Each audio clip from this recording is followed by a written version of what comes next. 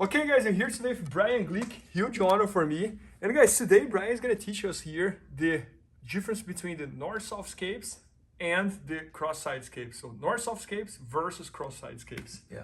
And I'm super excited to learn. Good. Yeah, thank you. So we've been working, this next video that we're working on has to do with pin escapes. And I think that most people learn in the very first part of their jiu-jitsu journey, they're learning how to escape pins like mounted position, side control position, and most of them have to do with the knee elbow escape, like this knee elbow connection, which is perfect. I mean, that's really how it should be. Oh. That is going to be the #1 defense and escape that you're going to be using throughout your entire career.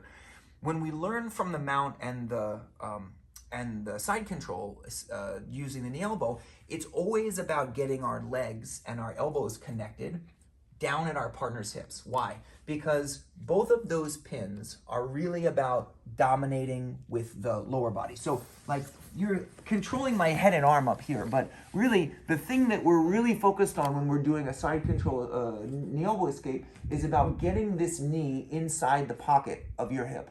And we'll use bridging methods and we'll create a frame and we'll do work like this. The same thing is true in the mounted position. So once you're mounted here, you're usually taught something like this: create a frame inside an elbow, and then you're looking to capture your part. So it's the idea is to connect elbow and knee. When the top person moves to north-south, a lot of times we're confused about what exactly we're trying to do because there are no hips anymore. The fact that your hips are above the shoulders now makes it so that I can't bring my elbow and my knee together by your hip. So then the question becomes, well, what are we supposed to do? And you see, like, people do all sorts of things. Like, they try to throw their feet in at the hip. You see people kind of posting and shimmying down. That stuff is all good. What we really need to be trying to do, though, is we're trying to get, first thing is, we need to get our forearms inside our partner's armpits, inside their shoulders. So we can use a pendulum method here to swing our legs from one side to the other in order to be able to just get one forearm to the inside position. Good. Then once we do this, we're doing our same knee elbow escape, but it's not down at the hip. Now it's up at the shoulder. So the idea here is that we're going to use our forearm to make space so that we can join elbow and knee, but up at the shoulder line. In this case, we're here down at the far shoulder, and then we'll make space by moving our head away. You can start to pass your leg over and square back up to your partner for your different attacks. You can also bring your knees in directly, kind of one and then the other, so that you can face your partner and spin and simply recover the guard. I think the big thing that people struggle with is they know how to do a knee elbow escape. They can do it great from mount and they can do it great from side control, but north-south is like really disorienting. No, I agree. The hips are not there.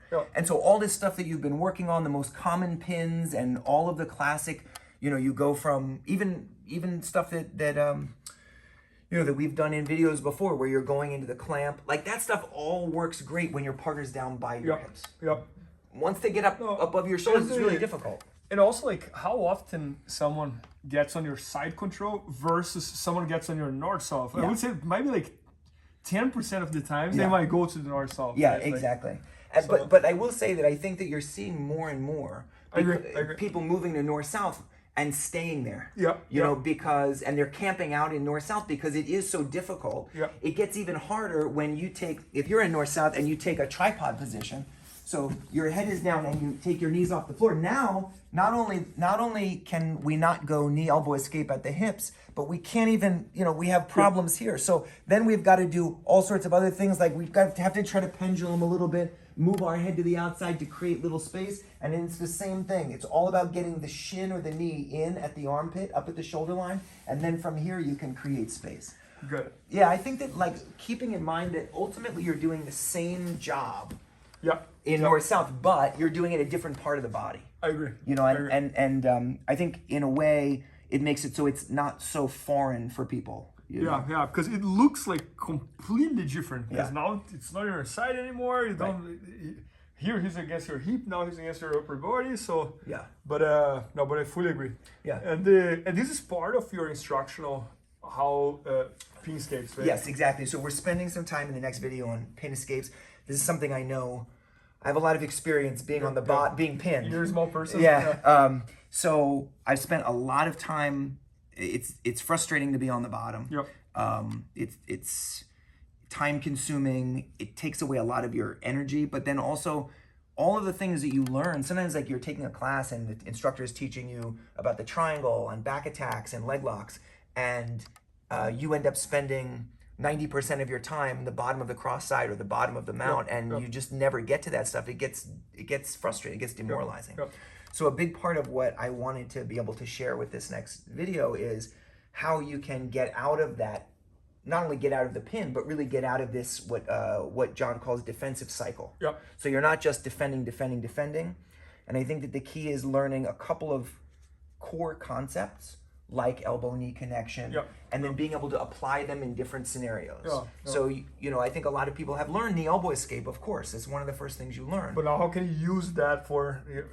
Exactly, and you need to just be on the lookout for opportunities to use that, and we'll talk in the video about how you can find those opportunities and what those core concepts are. No, that makes total sense. Yeah, so guys, make sure to check it out. Brian's newest instructional, all about pin escapes. It's going to be at BJJFanatics.com very soon, so maybe by the time you're watching, it's already there. So I hope you guys enjoyed, and thanks so much, Brian. Thank you so much. It's great to see you. Please help me out to grow my YouTube channel. Just click subscribe. And to watch more videos, just click under see more videos. I hope you enjoyed.